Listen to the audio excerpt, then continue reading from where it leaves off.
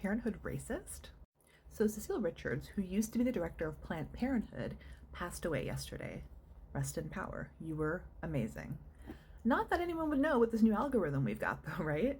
Like in the before times, my FYP would have been full of people singing her praises, talking about her amazing contributions to this radical notion that everyone deserves to be in charge of their own body, right? But today, instead, I got this video that I'm not going to link to or mention that claimed that Planned Parenthood was racist and that those of us who support it are also racist.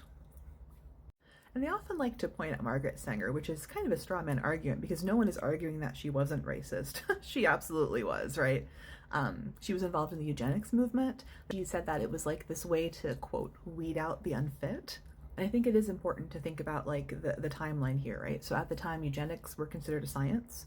And as with all sciences, it was interpreted through its context. So if someone says weed out the unfit in the 1920s, who did much of society think of as unfit?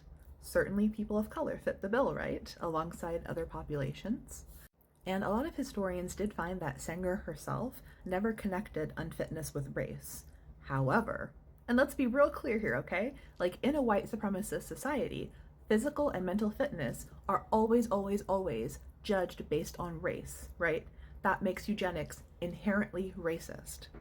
And that racism harmed the movement.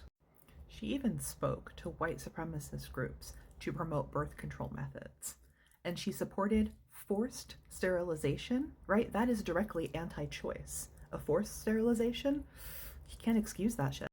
She did, however, have one really radical idea at the time, and that idea was that people should only have the children that they wanted. Radical, right?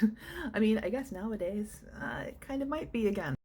And you can read more about that in this article on NPR. In 1916, she opened the first birth control clinic in Brooklyn, which was raided by the police and shut down immediately.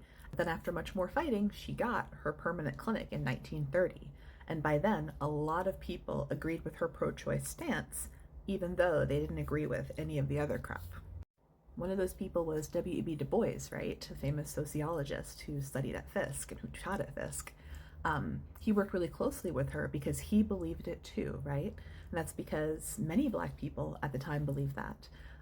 They still lived with the memory of enslavement, right? Where for the most part, they did not get to choose whether or not to have children, or even when to have them, or even who to have children with, right? Enslavers legally treated Black people like animals and bred them, right? Bred them. The history of that is so disgusting and so undertaught, like really undertaught. Many people still haven't heard it, right? But Du Bois, he knew it, right? And he told it.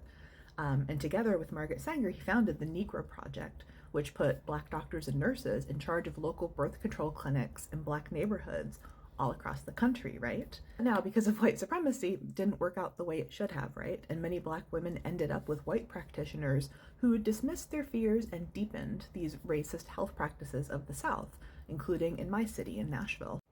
Sanger's clinics eventually merged to form the Planned Parenthood Federation of America, which has solidly condemned Sanger and which has done innumerable good for our country. So what do we make of all this, right? So the way I see it, Sanger was a racist. Even if she never expressed ill will toward Black people specifically, she engaged with white supremacist structures to further her own goals and ideals. That is something most white people do, and then we get really angry when called out on it. However, even a broken clock is right twice a day, right? People should only have the children they want. And that is why Planned Parenthood is such an incredibly crucial and important part of our history.